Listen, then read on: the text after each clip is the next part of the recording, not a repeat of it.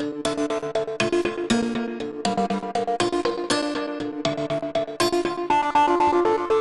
on Nation to Nation, NDP MP Lori Idlout says Canadians overwhelmingly do not want an election, and this is why she decided to abstain from the budget vote this week. I had to take this balanced approach to make sure that I do what I can to meet my responsibility as an MP. Drew Harris of Lafayette Firekeepers says there are a number of reasons why the organization is opposed to the proposed Prince Rupert gas transmission line. This project was started without consent from the APTN Nation, and the Gitniao hereditary chiefs and the band have openly opposed this project.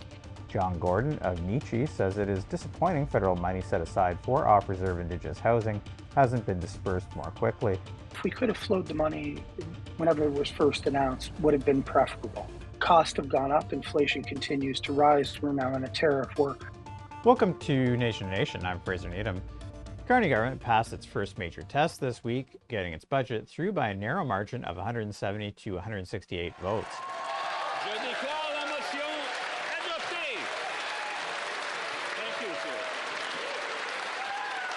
The minority Liberals needed the help of opposition parties to survive the confidence vote, with 2 Conservatives and 2 NDP MPs abstaining and Green Party leader Elizabeth May deciding to vote in favour at the last minute. Nunavut MP Lori Idlout is one of the NDP members who decided to abstain on the budget vote, and she joins me today in studio. Welcome back to Nation to Nation. Thank you for having me. All right, so maybe a bit of a different thing for you to do on this budget. You decide not to vote in favor or against, but to abstain. Can you tell our viewers a little bit why you came to that decision? Yes, for sure. I do want to share right away that the NDP caucus as a whole, we decided together how we would vote. We needed to make sure that through our consultations, including the ones that I heard from my riding in Nunavut, as well as the other Indigenous groups, as well as what the other MPs heard from Canadians, we knew that Canadians did not want an election. What I did hear from Nunavut are that there were very much a lot of appreciation for what's included for Arctic investments. I also heard from Nunavut that immediate needs need to be met, like making sure that Inuit children are able to be fed, are able to go to school and be well with each other. And we didn't see that in this budget. So I had to take this balanced approach to make sure that I do what I can to meet my responsibility as an MP and make sure that I hear all sides of what people had asked me to do. Now, I know a lot of it was revolving around that, I don't think it was very recent since the election happened, but normally it is a minority government, and it was really left to the last minute kind of how this was all going to play out. Now, I know you did meet, or the NDP met with the Prime Minister and Liberals in the run-up. What was that process like in terms of negotiation, or was there any negotiation at all from the government? There was some negotiations, and when we had seen that there were cuts being offered to Indigenous services, that was what our demands were, that there be no programming cuts, and the Liberals rejected our proposal, and that's why we voted the way that we did. Okay, and you talked a little bit about feedback from your riding. Obviously didn't want an election, but can you tell me a little bit about how they feel about the budget? There's this Arctic Infrastructure Fund. There's also plans for a Nunavut University. Did you want to talk a little bit about that? Some of the feedback you've got on that? Absolutely. Regarding the Inuit Nunavut University, we're not sure what that will be. It won't necessarily be in Nunavut because that's a national Inuit organization, ITK, that's running that initiative, and they will decide where the main facilities will be. But we are excited as Inuit to see that this federal government will contribute towards it. Nunavut also were quite excited to see the Arctic Infrastructure Fund, as well as the continuation of an NDP negotiated program that the Urban Rural Northern Housing Initiative would continue. And that was what the NDP was able to secure in the 44th Parliament, to see that continuing because of the housing needs that are so dire in Nunavut and across Canada. No, I know that the government has slated defense as a big part of their budget and their priorities. They've looked at the North to do that.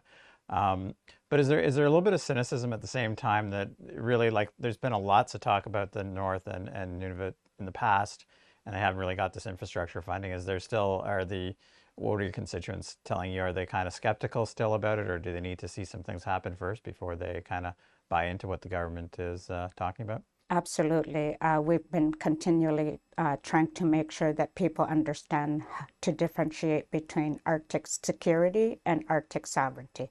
And what this budget mostly focuses on is Arctic security, meaning that yes, we do need to be protected in the Arctic, but we also need to be engaged in Arctic security. And that means investing in Arctic sovereignty.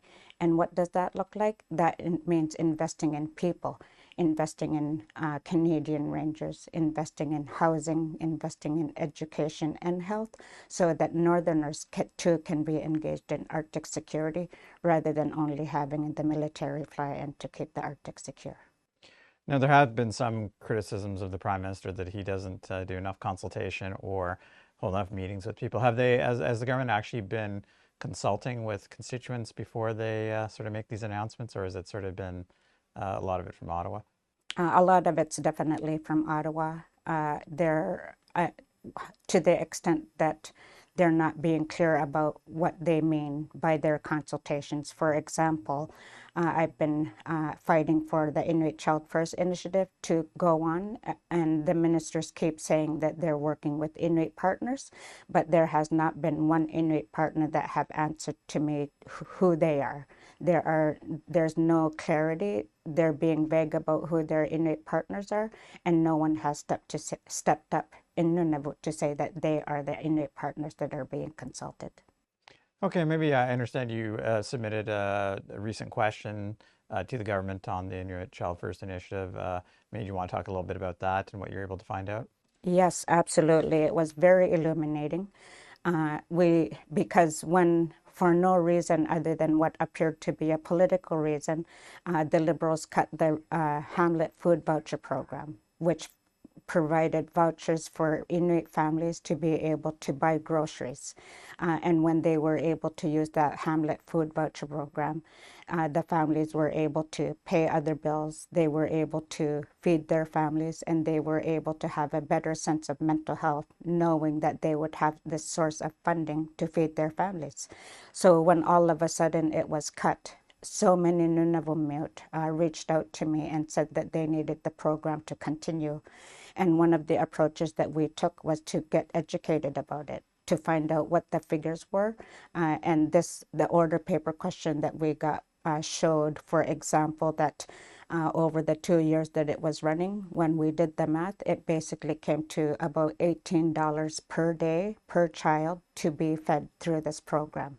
That to me is not a lot of money for having such a positive impact on Inuit families in the communities. And to me, it would seem reasonable for us to expect that the federal government can continue it, because $18 a day is not a lot for people to be able to rely on. They're forced to rely on it because there aren't enough job opportunities. There aren't enough other ways to be economically independent. And because they have to rely on it, it should be something that the federal government continues. Okay, well, unfortunately for time purposes, we'll have to end it there. But as always, thanks very much for joining us. Koyanami Fraser for having me. After the break, we'll talk to Drew Harris of the Lac Yip Firekeepers about her opposition to the proposed Prince Albert gas transmission line.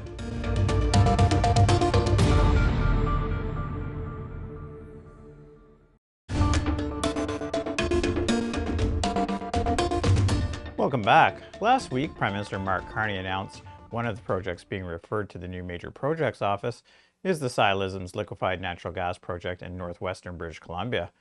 The site of the project is on land owned by the Niska Nation, and one of the pipelines that will be used to serve Ksi Lisims is the proposed Prince Rupert gas transmission line. The Lac Yep Firekeepers is a Gitxsan youth group that has long been opposed to the gas pipeline. Drew Harris of the organization joins me today. Welcome to Nation to Nation. Hello, thanks for having me. And so we sort of talked about this in the run-up, but were you surprised to hear the Prime Minister as one of the sort of six projects that were being referred to the major projects office last week that Silisms was one of them? No, we weren't surprised. We've been anticipating this announcement since they already added the PRGT pipeline to the fast track list in the first round of projects he announced. So we've been waiting for this.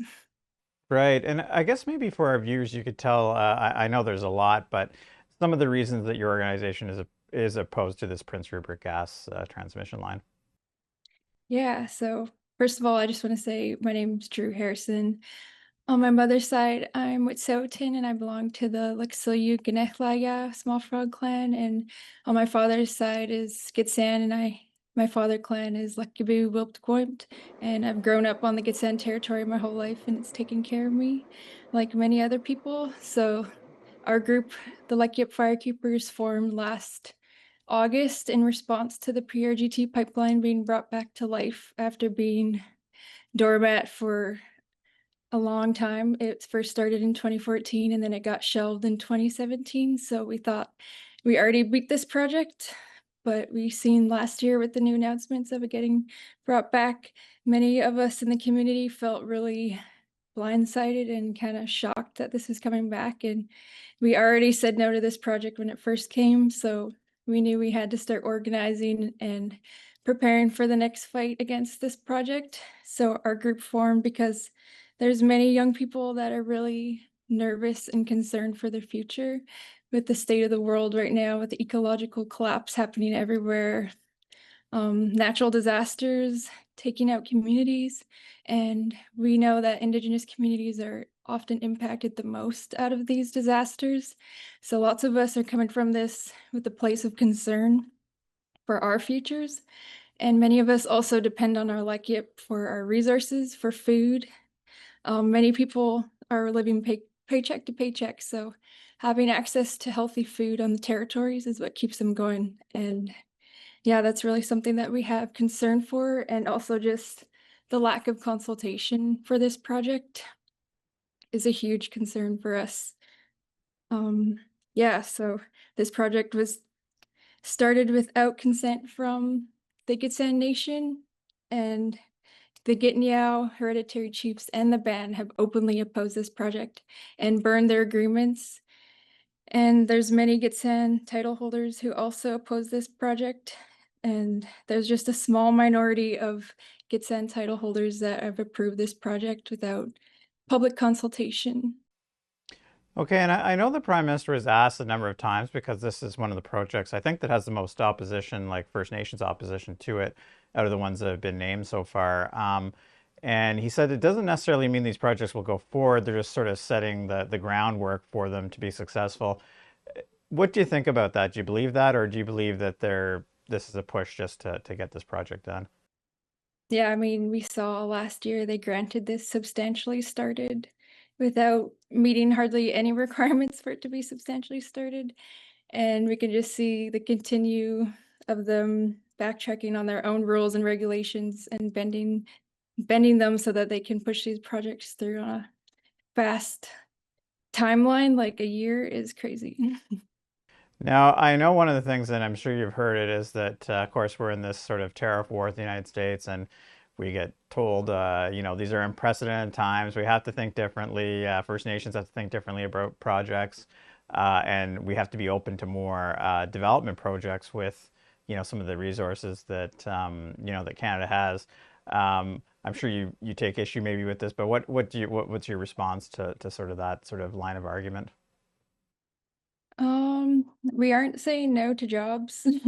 That's one thing. Like, we know we need money to survive in this world right now. And we're just saying we could do better. We can have more sustainable jobs.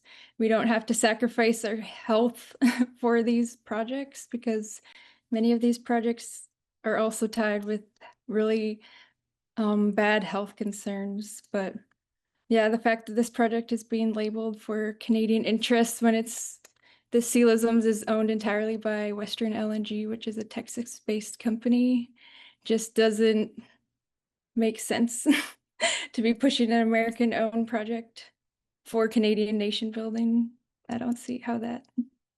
Yeah, that did come up a few times at the press conference actually, and the Prime Minister said, I guess this is about, what's good for Canada, I guess, in terms of it does have other investors. But what do you think? I mean, we've seen it before when some of these projects get pushed through, that, there is opposition on the ground. And so you're in a grassroots organization. What if they start to really move on this project and they do get the investment that they need? What do you foresee happening maybe on the ground by some of the Indigenous groups?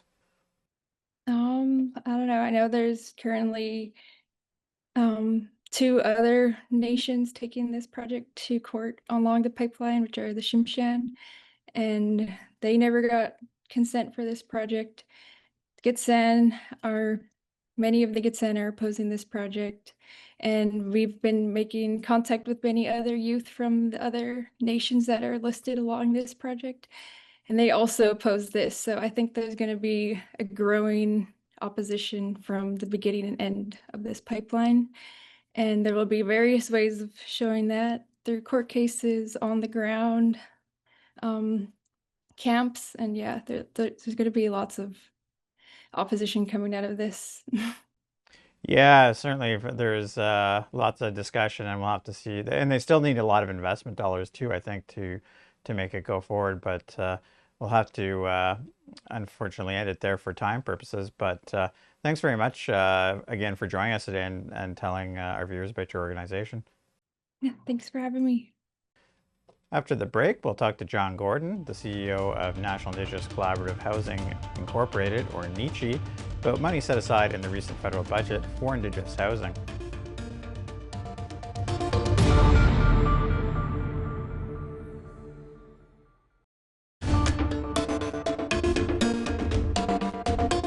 Welcome back. A lack of adequate housing continues to affect Indigenous people across the country. Announced in 2023, this is something the $4 billion Urban, Northern, and Rural Indigenous Housing Strategy is supposed to address. In this year's budget, the Carney government revealed $2.8 billion of this funding remains unspent.